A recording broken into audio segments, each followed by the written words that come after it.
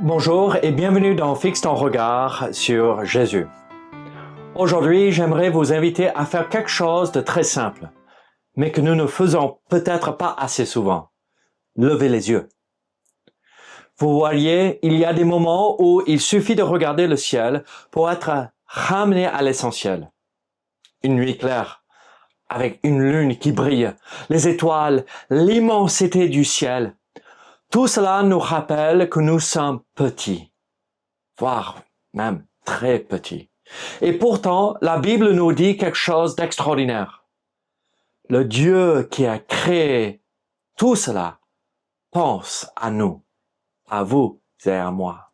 Dans le psaume 8, David dit « Quand je contemple les cieux, ouvrage de tes mains, la lune, les étoiles que tu as créées, qu'est-ce que l'homme pour que tu te souviennes de lui, et le Fils de l'homme pour que tu prennes garde à lui. » David regarde le ciel, il contemple l'œuvre de Dieu et il voit la lune avec ses étoiles et plus il voit la grandeur de Dieu, plus il se pose cette question, pourquoi Dieu ferait-il attention à l'homme? Pourquoi Dieu penserait-il à moi? Et c'est là que se trouve la grande vérité que nous voulons considérer aujourd'hui. Le Dieu qui a créé l'univers est aussi le Dieu qui pense à vous. David a dit, quand je contemple les cieux, ouvrage de tes mains. Il ne regarde pas le ciel simplement comme un décor. Il ne regarde pas les étoiles comme une belle image, mais il voit derrière la création la main du Créateur. Vous voyez, beaucoup de personnes regardent le monde avec des yeux scientifiques seulement. Elle voit les distances, les planètes, les lois de la nature, la lumière, le mouvement des astres. Et bien sûr, tout cela est impressionnant. Mais David regarde plus loin. Il ne voit pas seulement un ciel rempli d'étoiles, il voit une œuvre. Il voit la signature de Dieu. Il voit la puissance de celui qui a tout placé, tout ordonné, tout soutenu. La lune n'est pas là par hasard. Les étoiles ne sont pas là par hasard. Les cieux racontent la gloire et la majesté de Dieu. Et ils nous disent, Dieu est grand. Dieu est puissant, sage, et il est au-dessus de tout.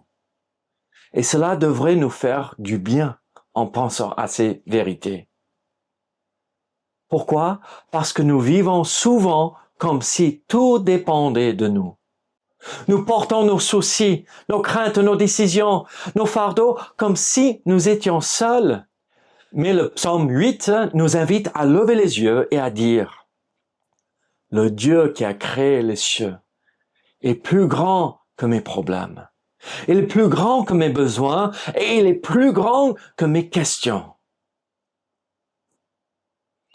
Après avoir contemplé les cieux, David pose cette question. Qu'est-ce que l'homme? C'est une bonne question. Devant l'immensité de la création, l'homme paraît tellement petit. Une vie humaine semble fragile. Nos années passent vite. Nos forces sont limitées. Et notre contrôle sur les événements est limité. Vous voyez, il y a quelque chose de nécessaire dans cette prise de conscience. L'homme a besoin de se rappeler qu'il n'est pas Dieu. Nous aimons parfois nous croire forts, capables de tout faire. Nous aimons penser que nous maîtrisons notre avenir, mais il suffit d'un événement, d'une maladie, et nous réalisons à quel point nous sommes fragiles. David était roi d'Israël. Il avait une position importante, il avait même de l'autorité, il avait connu des victoires sur Goliath, sur l'ours, le lion, et pourtant devant Dieu, il reconnaît sa petitesse. Il ne dit pas cela avec désespoir, il ne dit pas cela pour se rabaisser inutilement, il dit cela parce qu'il voit les choses avec justesse. Dieu est grand, l'homme est petit.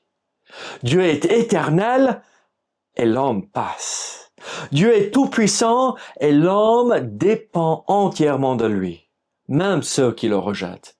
Et cette vérité n'est pas là pour nous écraser, elle est là pour nous replacer au bon endroit, dans l'humilité et dans la dépendance et dans la foi. La question de David ne s'arrête pas à la petitesse de l'homme.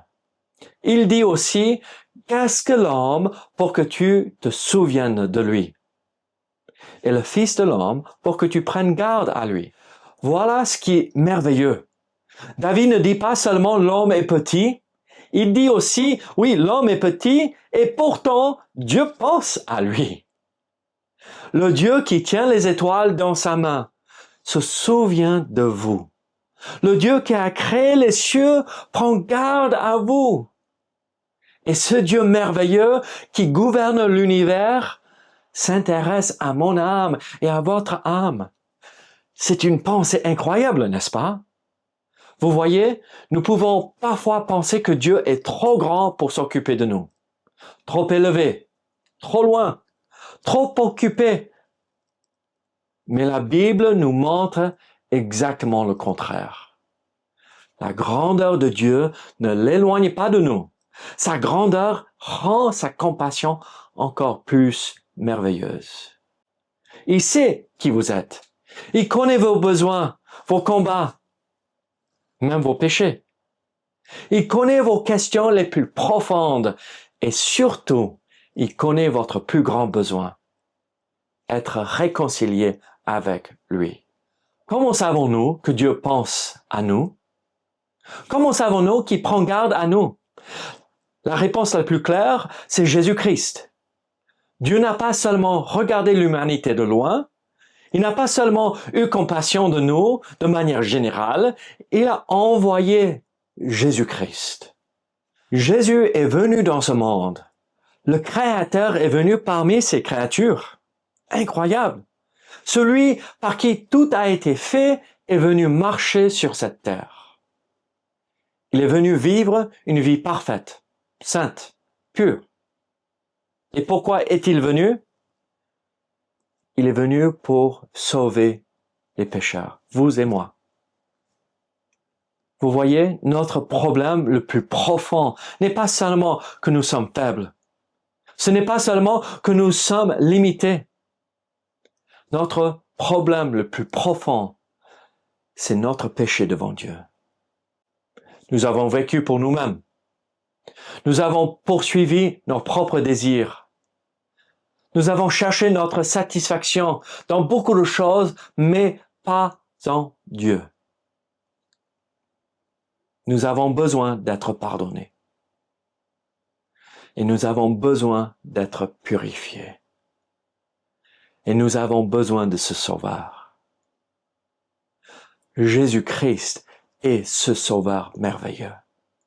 Il est mort sur la croix pour mes péchés, pour vos péchés. Il a pris la place des coupables. Il a porté le jugement que moi, je méritais.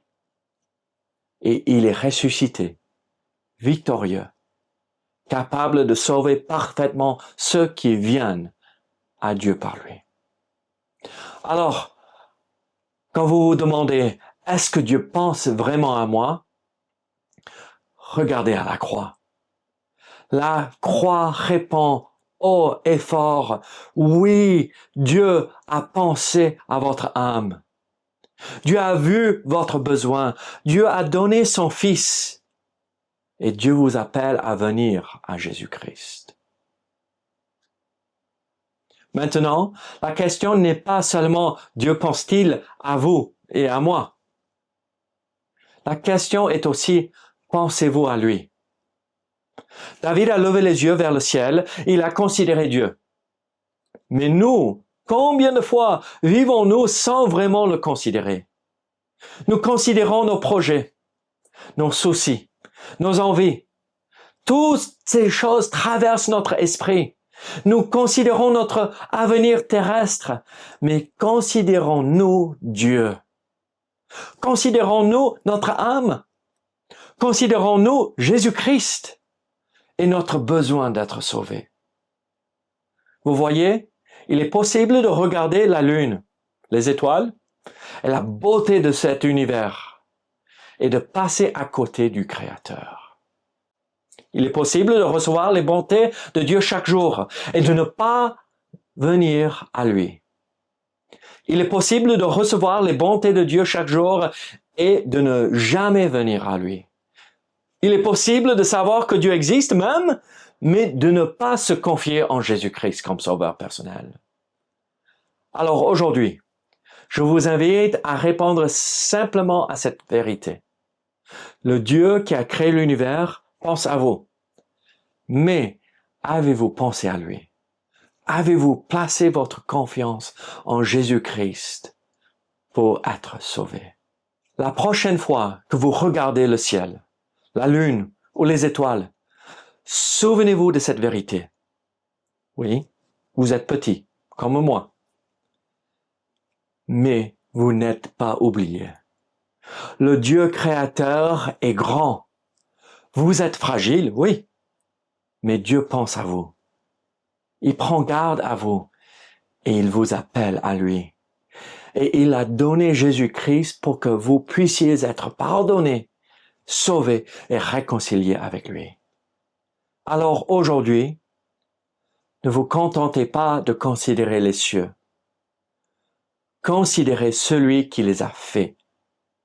Et surtout, fixez votre regard sur Jésus. Merci d'avoir pris ce moment avec moi dans Fixe ton regard sur Jésus. Que le Seigneur vous aide à lever les yeux et à considérer sa grandeur et à répondre à son amour en mettant toute votre confiance en Jésus-Christ. À très bientôt.